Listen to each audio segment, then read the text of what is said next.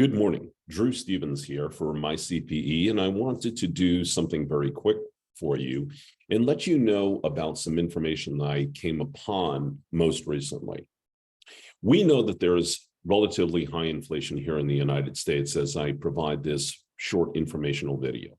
We know that inflation is starting to come down and recession is starting to hit. With recession, unfortunately, will come unemployment. We are starting to see massive layoffs at a lot of the technology firms, Google, Microsoft, Intel, Amazon, and the list rolls on. We're starting to see retail vendors like Bed Bath & Beyond begin bankruptcy proceedings, and we're also seeing less merger and acquisition activity as well as less IPOs.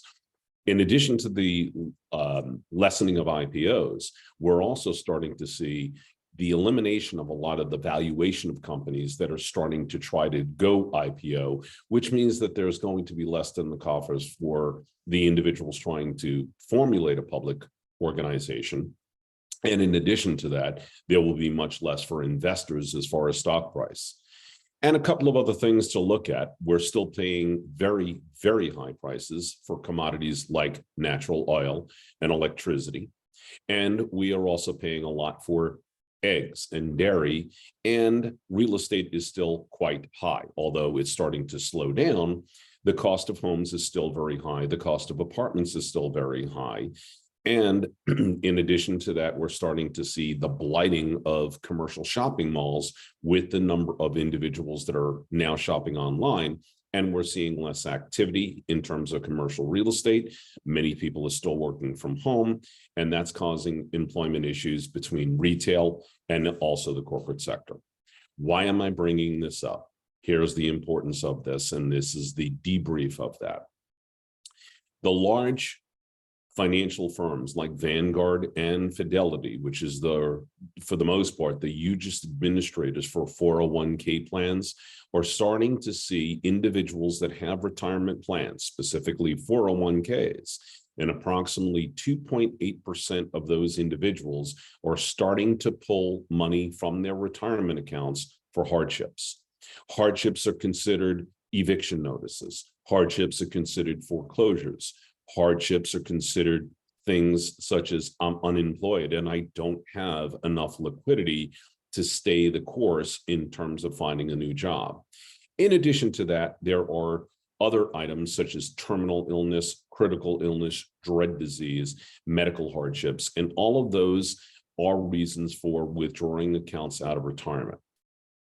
The fact is that some of this has been lessened during the pandemic because the pandemic and Congress specifically gave relief to individuals that were in retirement and needed the liquidity because of firms that have closed their doors, shuttered their doors, and were not hiring individuals. But this is going to produce a problem down the line. Number one is if you're going to take money out of your 401k plan, you need to make sure that it's truly for financial hardship. Now, in terms of 401k plans and other retirement plans, those retirement savings at some particular point in time can be used for first home purchases, college tuition, or medical emergencies, should there be a funeral or a dreaded disease in some way, shape, or form. As I mentioned, if it's going to help with an eviction or a foreclosure, most certainly. Those are some of the people that I've helped in the past. However, what you need to really consider is that should be your last resort. That is retirement savings. And if you're starting to pull content from your retirement savings, understand you're going to miss out on opportunities in the present and the future.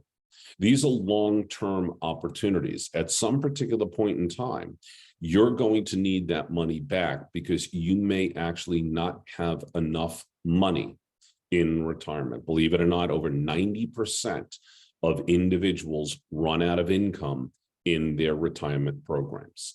And so some of the programs that I teach here at my CPE look at optimizing not only your Social Security, but also optimizing your retirement savings plan. If you're going to extract money from those retirement accounts, take it as a loan and make sure that you start to pay that loan back when you can. The issue is that as soon as you begin draining those accounts, it's like many other things. Once it's forgotten, it's forgotten.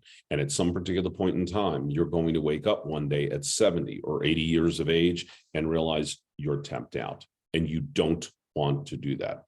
90% of retirees, yeah, that's a big number, but 90% of retirees are actually poor and live in poverty. And believe it or not, in many instances, because women actually live longer than men, most women die in poverty in later years simply because they don't have the income to afford it. My suggestion to you is take some of the classes here at my CPE, learn a little bit about optimizing your Social Security, learn a little bit about optimizing your retirement so that you can live with the income to have the liquidity that's necessary in a longer life. But more importantly, related to this, use your retirement savings for just that. If it is an emergency, only take it as a loan and only take it when needed. And more importantly, before you actually push the button, do talk to your accountant or financial advisor for the best advice in this particular situation. God bless, and I'll see you at one of my CPE webinars. And remember, for every webinar you obtain here at my CPE, all of the CE credits, the total amount of CEs that you take actually feeds one person in the world. So for every educational credit you get, we will feed one person that is in dire need. And I hope you take some of those CEs and help feed the world. God bless, and I'll see you on a webinar.